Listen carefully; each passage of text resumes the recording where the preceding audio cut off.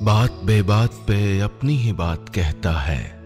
मेरे अंदर मेरा छोटा सा शहर रहता है। दोस्तों, मेरा नाम है नीलेश मिश्रा। कहानियां सुनाता हूं। मैं लेकर आया हूं यादों का idiot box with Nilesh Mishra season 5, सिर्फ बिग एफएम पर। कहानियां जिनमें आप मिलते हैं खुद से।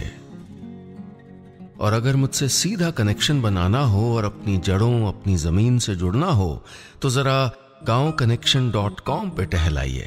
GAON connection.com। ये वो कोशिश है जो मैं और मेरे साथी पिछले 5 साल से कर रहे हैं और अब ये भारत का सबसे बड़ा रूरल मीडिया प्लेटफॉर्म है। चलिए आगे बढ़ाता हूं कहानी।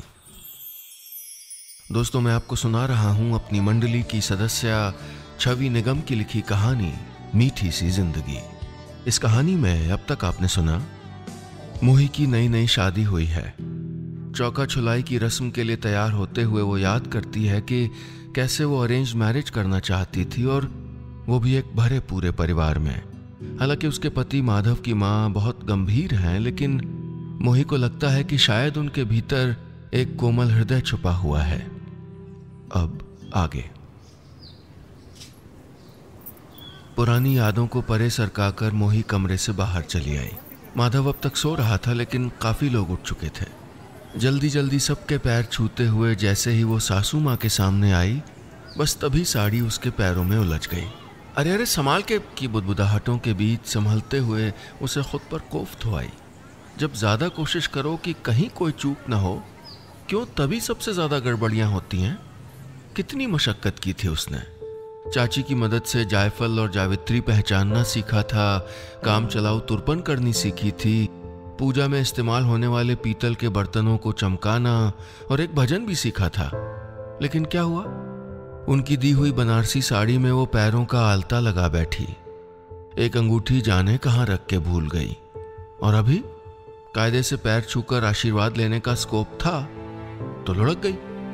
तभी चचेरी ननद की चुलबुली आवाज से उसका ध्यान टूटा।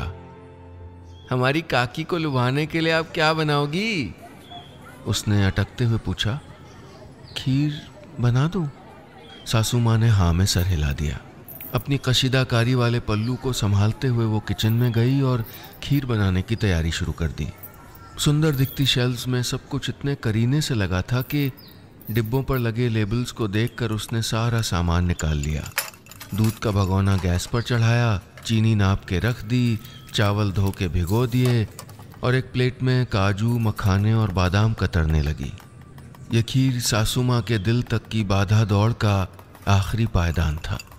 खौलकर गाढ़े होते हुए दूध में चावल डालकर वो कलछी से धीरे धीरे चलाने लगी। एक जानी पहचानी सौंधी सी खुशबू उसे कोई साल भर पीछे के वक्त में ले जाने लगी। उस दिन में जब वो पेट के बल लेटी हुई अपने लैपटॉप पर ऑनलाइन अपने लिए ड्रेस ढूंढ रही थी, फिर अचानक उसने आवाज लगाई थी, पापा ये स्कर्ट देखो, कितनी ट्रेंडी है ना। पापा आए और आराम से किसी दूसरी जगह क्लिक करते हुए बोले, और ये सलवार सूट कैसा है? उसकी एक भौं ऊपर उठ गई। पर मैं सूट कहाँ पहनती हूँ? वो बोले, वैसे ये पिंक तुम्हारी मम्मी का पसंदीदा था। मोही के कंधे झुक गए।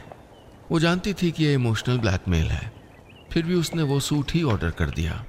वो भी तो मम्मी की नापसंदगी की दुहाई देकर पापा की सिगरेट छुड़वा पाई थी, उनकी मुस्कुराहटें वापस ला पाई थी। लेकिन इस वक्त पापा की दबी हुई मुस्कान पर उसे शक हो रहा था। कुछ ही दिनों पहले उन्होंने फरमाइश भी की थी, गुड्डो खीर बनाना कभी, वैसी जैसी तेरी मम्मी बनाती थी। और अब ये गुलाबी सूट, आखिर पापा थे किस चक्कर में? तारीफ करें, शिकायत करें, लेकिन अधिकार से बताइएगा कि हमारी कहानियां आपको कैसी लग रही हैं। और हाँ, रोज ऐसी ही रोचक कहानियां सुनने के लिए सुनिए यादों का idiot box with Nilesh Mishra season 5, सिर्फ बिग एफएम पर। हमारे चैनल पर हर रोज खूब सारी कहानियां उपलब्ध होती हैं, कभी कविताएं, कभी और कोई गपशप। अगर आप चाहते हैं कि कुछ भी ना मिस करें तो 2 चीजें तुरंत करिए। ये ऊपर जो घंटी का निशान देख रहे हैं ना, इस बेल आइकॉन को दबाइए, इसे क्लिक करिए सब्सक्राइब जहां लिखा है उसको भी क्लिक करिए। चलिए मिलते हैं बहुत जल्दी नई कहानी के साथ। सुनते रहिएगा यादों का idiot box with Nilesh Mishra season 5 सिर्फ बिग FM पर।